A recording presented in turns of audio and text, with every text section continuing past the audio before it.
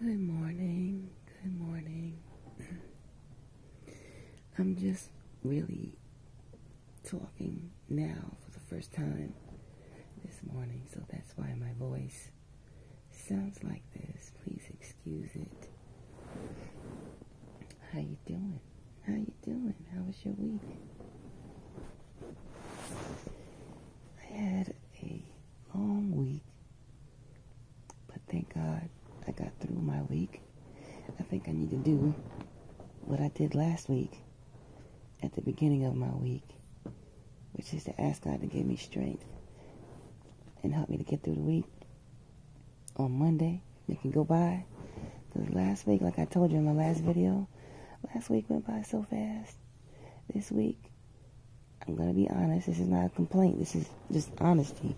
This week was a press for me. I had to really be intentional about showing up every day. Because I just felt super tired. I really did. And I thank God. He gave me the strength to press through, and I made it. Thank you, Jesus. But other than that, nothing spectacular took place over the course of the week. But something spectacular is taking place tomorrow. I'm going to pick up one of my sons from a nearby city where he's visiting family. And he's going to come and stay with me for a week. So I am super excited about that. Can't wait to see him again. I tell you, parenting is one of those things that teaches you, shows you who you are.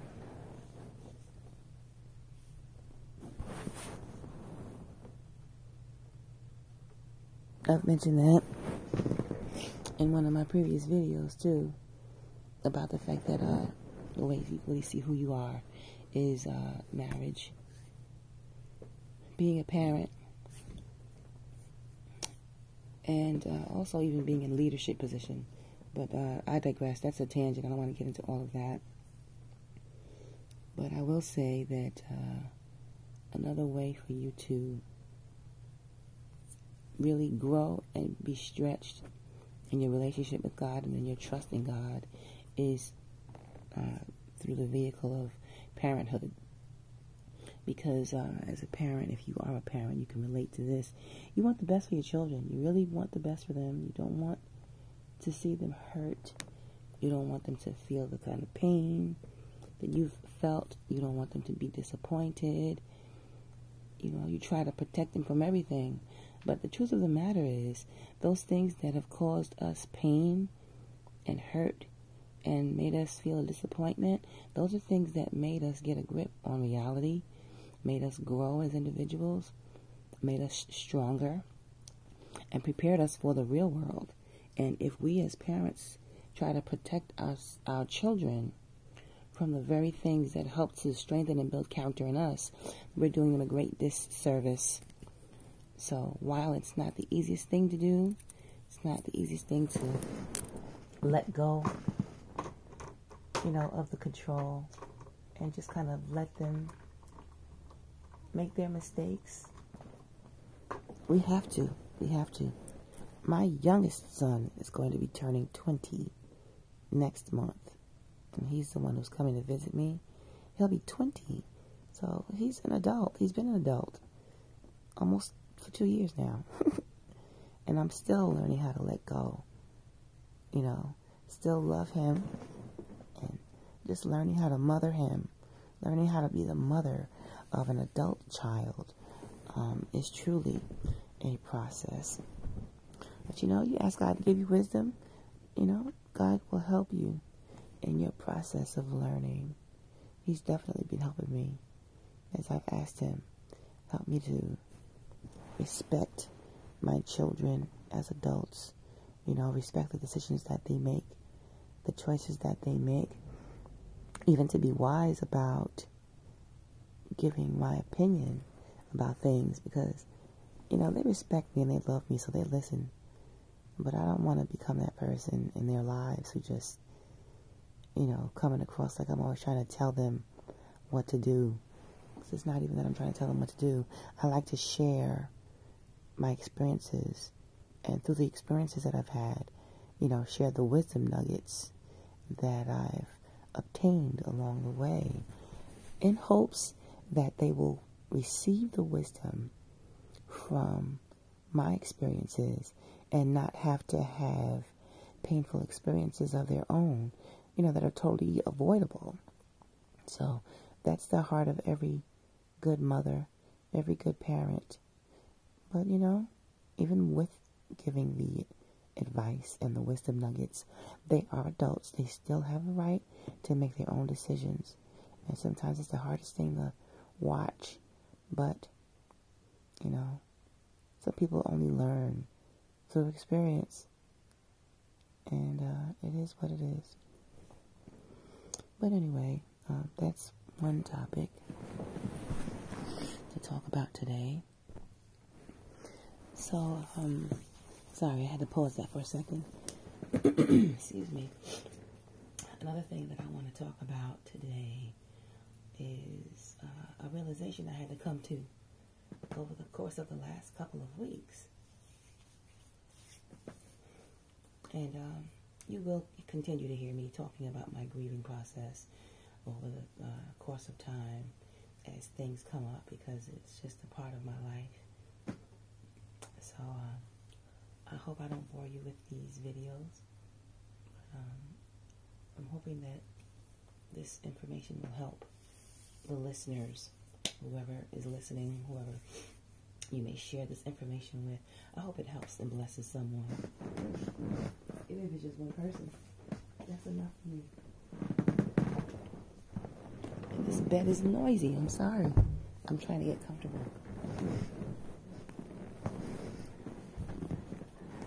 So,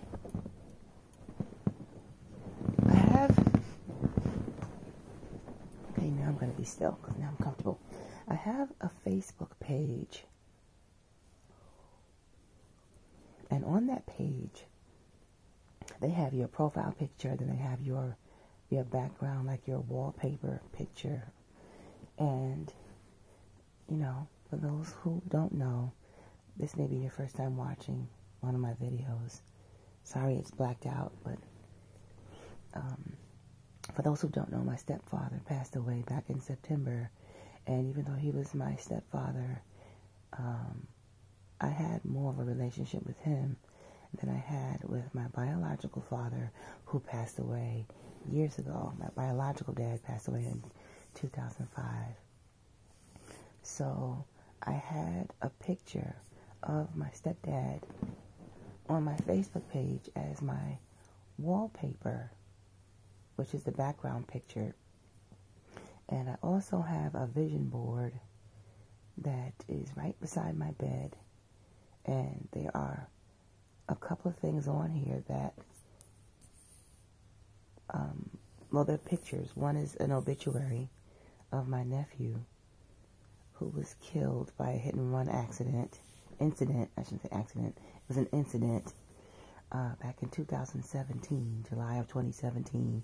And then I have a picture of my stepdad on that vision board the very day that he married my mother back in 1979, April of 79. And when you have those kinds of reminders in your face, depending on where you're at with your grief process and what kind of person you are, it will do one of two things.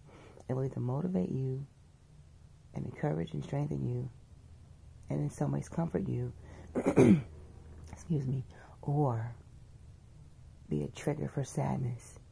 And I had to come to the realization that I was being triggered for sadness, triggered towards sadness. And I realized it because I have to go into Facebook Monday through Friday, every day during the work week. I go in for various reasons, to watch my church online, to participate in this group. It's a prayer group that I'm a part of, and those prayer group posts, live posts, are done in the early part of the morning, Monday through Friday. So I've got to go into my Facebook. account to access the page. And every time I go in, bam, first thing I see is that wallpaper. And usually because I'm trying to get to where I'm going, I kind of just brush off how it makes me feel. But one particular day, a couple of weeks back, this was me just going in the page for some other random reason, not related to church or that prayer group. And I wasn't, moving so quickly to get to another page.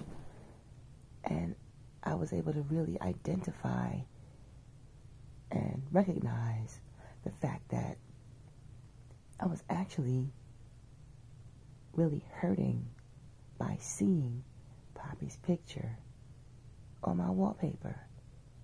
And I mean, like I said, I had been pushing down that feeling. But that particular day, it was like it hit me. Why are you doing this to yourself? Subconsciously, I had to admit, I felt a sense of obligation about keeping his picture up as a reminder. Poppy's not someone that I will ever forget. He's not someone that I will ever stop missing or loving or longing for at times. But seeing his picture like that, I made a decision in that moment to change my wallpaper back to what it had been. And I'm going to tell you something. I felt like a weight was lifted. Not because I'm being disrespectful in my mindset toward him, but literally because seeing his picture was a trigger for grief. It was a trigger and a reminder of the heaviness and sadness that sometimes tries to grip all of us because we miss him. And not just because we miss him, but remembering what the end of his life was like. He really, really suffered a lot, to the point where he asked us to pray for God to take him out of here. And we agreed because, you don't receive the result you want in prayer if you're not in agreement. So we agreed with him. And then it got to the point where I was begging God to take him because of how much he was suffering. His quality of life went down to the lowest of lows. It literally plummeted just over time. He was in this downward spiral that was kind of like circling the drain with a wide circle. But the last, I would say, 6 months of his life, it's like he just went down the drain so quickly. Things just happened so quickly. And I don't need to be reminded of that every time I go into a Facebook page. And there were actually times where I went into the Facebook page and wasn't actively thinking about Poppy. But when I saw that picture, boom, my mind went straight to the grief. So I set myself free by changing that picture. And you know what? I felt better. But then there was this vision board next to my bed, not realizing that was a trigger too for both of the deaths that took place in our immediate family, people who lived right in this very same house. And I was like, you know what? I made a decision last week. Okay, I'm going to cover these pictures. They're still on my vision board. I didn't take them down because they're a part of the motivation behind some of the things that I'm going to do. But I definitely had to cover those pictures. And again, once I did that, I realized that, again, felt like a weight was lifted. I covered it with something else that was already on the vision board. I just moved it to cover their faces. And I know what's behind the thing that I covered their faces with. But it's one thing to know what's behind there.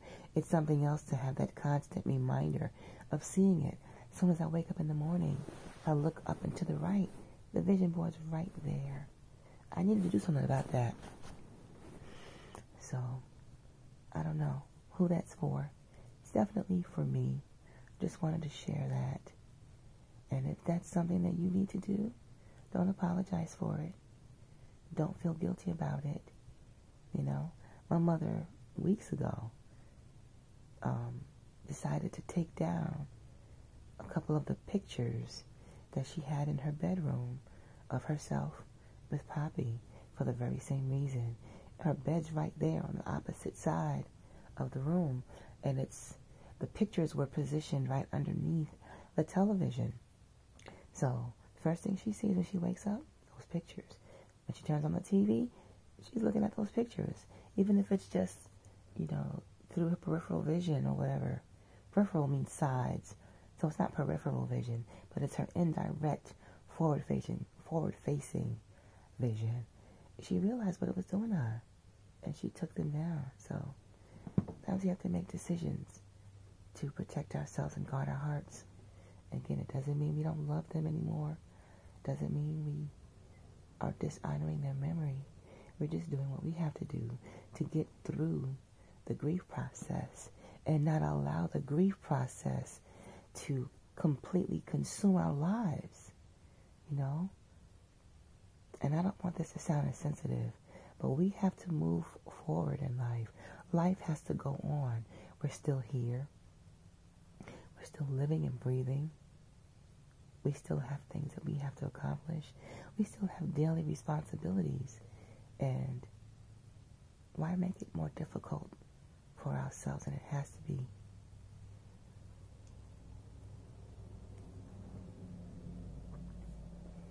So, I hope that you take whatever value from that you need to take, and that you apply it to your life, guilt-free. Don't feel guilty about it. Just do what you have to do to take care of yourself. God knows your heart. He knows you still love your loved one, your family member, your friend, whoever it was. He knows you still love them. You know you still love them. I know I will always love and miss Poppy and Joshua and everyone in my family who has passed away. I just don't want that constant reminder. And maybe that's a part of why I felt so tired this week. Just when you have something in your face that reminds you of sadness and you're kind of trying to be strong through it, that requires a level of energy. And when you kind of set yourself free from that, it's almost for me the equivalent of having held your breath and having tensed up your muscles, and then all of a sudden you start breathing again and you let your muscles relax. It's when you realize how tired you were from doing that, So maybe that's why I was pressing so much this week. Maybe that was just another layer of the onion for me that was finally able to come to the surface as a result of those decisions that I made to move those pictures, or to remove one and then cover the others. Alright, so that's my video for today. I hope that you have a great day. Take care of yourself. I had couple of opportunities this week to be encouraging to people at work. Not people from my job, but while I was at work, talking to some donors, some clients. I guess I'll say donors, people on the phone. Sometimes people just share things with me. And I've mentioned this before, but it just felt good to be able to share the words of encouragement, sharing my own experience with how to eat an elephant, sharing my own experience with the elephant of grief, the grieving process, especially in the very beginning when you're handling the person's estate and trying to either dispose of or give away items that belong to them. That whole process just, like I said, sharing the wisdom nuggets I could share. It was a blessing to do that. And I felt so good at the end of it. It is very true. You know, some people are not Christians and they don't believe in the Bible. They don't believe in Jesus. I can't make anybody believe. I'm a believer. And I'm going to tell you, even if I weren't a believer, there were just certain biblical principles that if you apply them, they work. You know, when you focus on yourself and on what's hurting you, and, you know, you're always talking about it, thinking about it, dwelling on it, resharing the same stories. You know, Creflo Dollar would say, you're nursing and rehearsing it, you know. And Joyce Meyer, she says, talk about it, think about it, think about it, talk about it, talk about it, think about it, think about it, talk about it. When you do that, you're punishing yourself. Honestly, you are. Why not be intentional about just blessing someone else?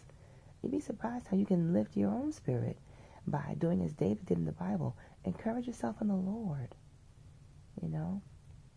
I know I sound like this deep person sometimes. And I know I sound like this person who's always talking about spirituality. There's a very comical, funny, and silly side to me. And if you go back and scroll through my previous videos, you will see some of that. But I don't know. When I come on and I make these videos on Saturdays, silliness is not what comes out of me. I don't know why. It must be because that's not what the heart of God is for me at this time concerning this channel. That's not the major thing for me to focus on.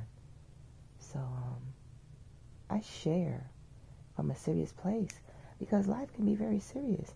It can be funny, you know. Laughter is good medicine. And like I said in my last video, you need to have some good laughter. But you can't ignore the serious things that need to be addressed. And that's all I'm saying. Sometimes I talk about things that are hard to talk about for me. They may not be a big deal to you, but some of the things that I've talked about in these videos, I have had to be intentional about talking about them because I spoke about them knowing confidently that that was the topic that God had placed on my heart for the day. But it was hard to talk about it, you know? And again, if I'm not helping someone with my transparency and honesty, then what am I really doing here? I'm not here to entertain. Funny things are entertaining, but that's not my primary goal in this channel. That might change, you know. God may transition me from this area of focusing on serious things to something else. Or he just may have me incorporate more of other styles of presenting videos and communicating information. But that's not where I'm at right now. And that's not for everybody. And that's fine. That's fine. But we're in the real world. And in this real world, we are still in a pandemic, still dealing with the coronavirus, strain 1 or strand 1 and 2, which mutated from the first one. And only God knows how many additional mutations will come about. You know, I'm not focusing on that. I'm cognizant of it. I'm aware of it. And I govern myself in wisdom as a result of the reality of it. But I don't inundate my senses, my eye gate and my ear gate, and my mouth gate even, with those things, because if I do, I'll just get into a place of worrying and being negative, you know, and that's fear-based. And while coronavirus is a part of reality, God didn't give us as Christians that spirit of fear, you know. I'm just trusting him to protect me every step of the way, every moment, every day. There are things I do to protect myself. I wear my PPE. I do the social distancing. I don't congregate in large crowds. When I do have to go out, you know, to do something that I have to do, going to the grocery store, picking up some things, going to get gas, I go out and take walks. But even when I do that, I wear my mask. You know, I distance myself socially. So I walk in wisdom. So I do my part, trusting God to do his part. All right, I'm going to end this video, and I hope that you have a great Saturday. Have a great rest of your weekend. And I pray that all is well with you, with your family, with your loved one. And that's it. That's it. All right. So take care. And until next time, ta-ta. Bye-bye.